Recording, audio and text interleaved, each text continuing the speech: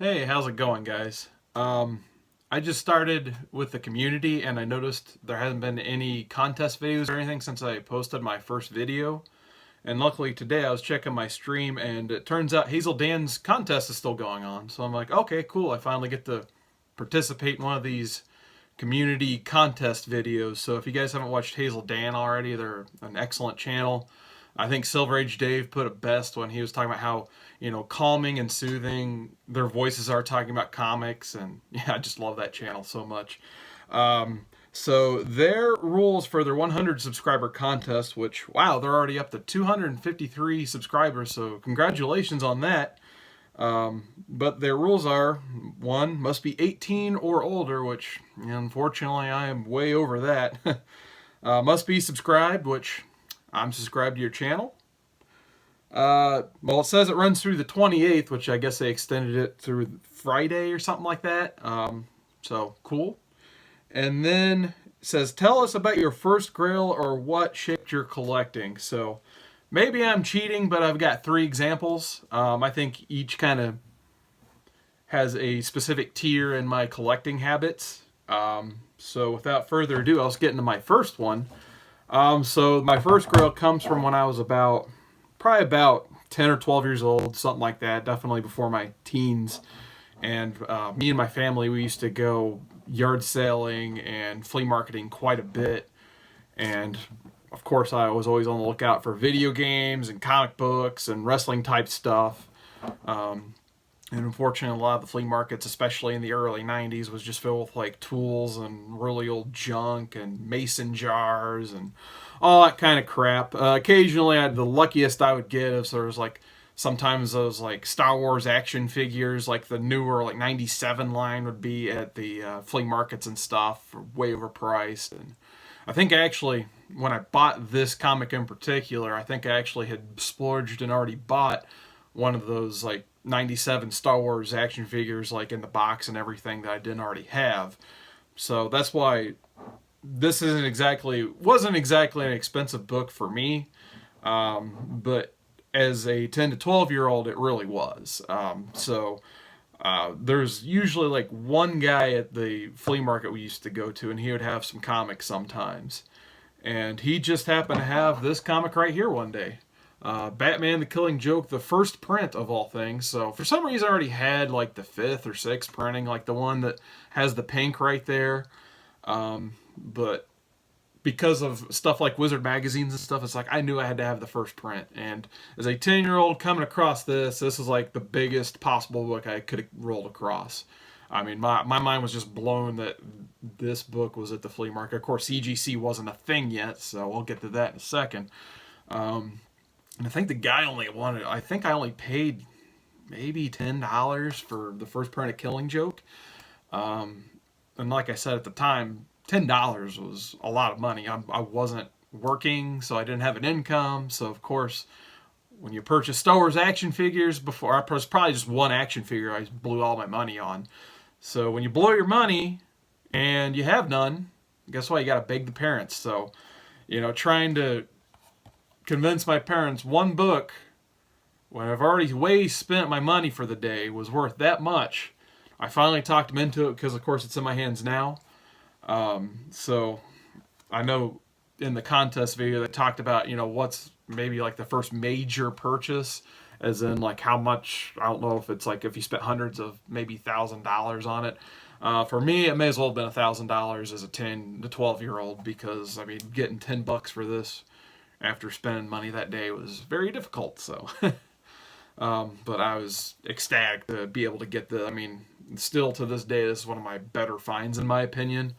And I usually don't do the CGC grading too much, so this is probably actually the first book I got CGC graded. I think I've only gotten 2 or 3 of my own personal collection graded, which now that I'm collecting a little bit more seriously this year, I might get a couple more graded, but I was very happy to get a 9.6 out of this, considering it wasn't something I directly bought off the shelf myself. It was in a flea market bin. It was probably flipped through by several people that day, and luckily the 80s prestige format held up, and it came back a 9.6 when I got it. So to this day, this is one of my favorite books in my collection.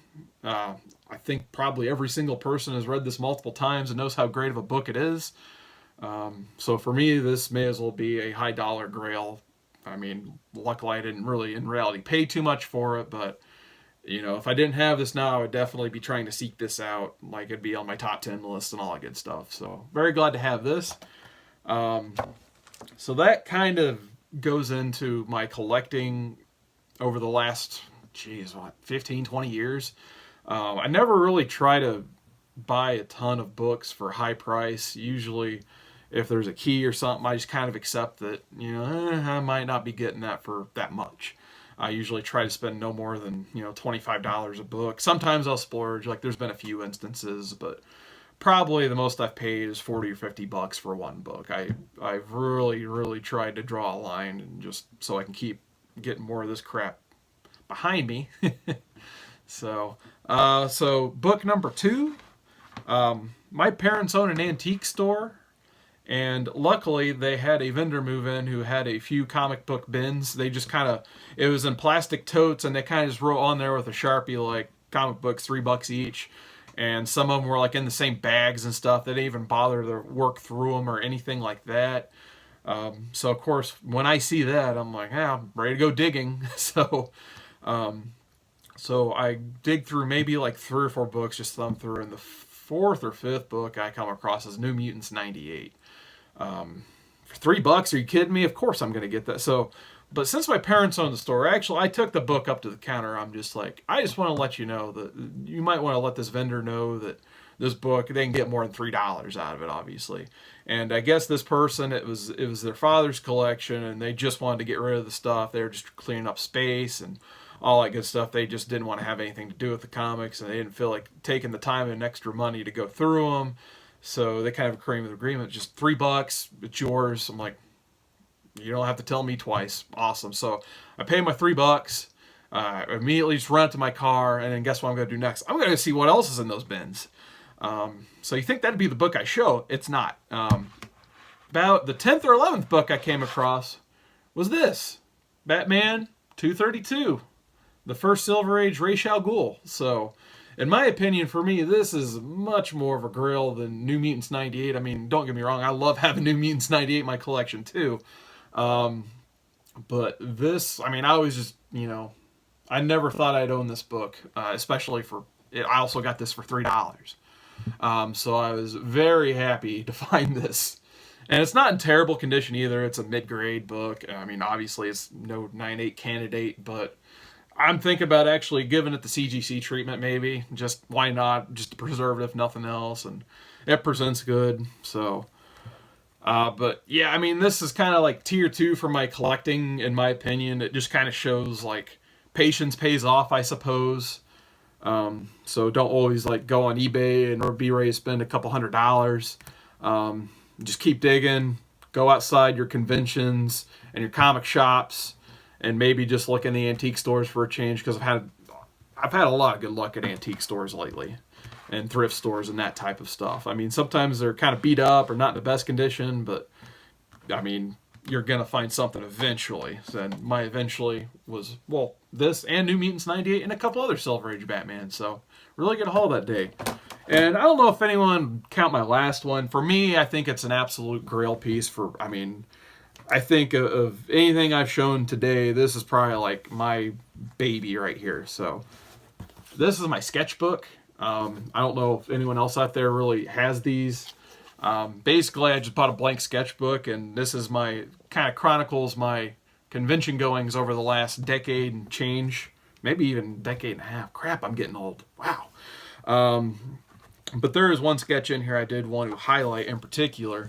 Oh, and by the way, I do if they don't want to do art for the book or they're a writer, sometimes I'll get just a signature in there if they're not charging extra for a bunch. So it's starting to turn out really awesome. So I got all kinds of miscellaneous signatures. Maybe one day I'll go over them one by one. But there is one piece in here. I still can't believe I have it, to be honest. I'm thrilled. I mean, it was an absolute bucket list piece for me. And some people might just scoff at it or whatever. But I have a George Perez Scarlet Witch. like I said, this is an absolute bucket list item for me in my whole collection.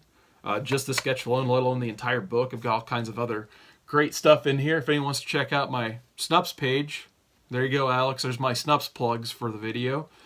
So if you guys know what Snupps is, I have a page where I have every one of these sketches in there. So if you guys want to take a closer look at this, but just to tell a story of how I got this, it was in 2012. I think it was a Wizard World. I don't think it was C2E2. Those are usually the two main conventions I end up going to every year. So George Perez was, obviously guessed it, Wizard World 2012. And, he's always got a line. He's always popular and all that good stuff. It's George Perez. Why wouldn't he be? And additionally, I mean, he might be, the list changes every day, but he's probably my top artist of all time. Just in terms of, cover art, interior art, the total package. I mean, he's the man. There's no other way to put it. So I never dreamed I'd be able to get anything other than maybe a signature at best in this book from him.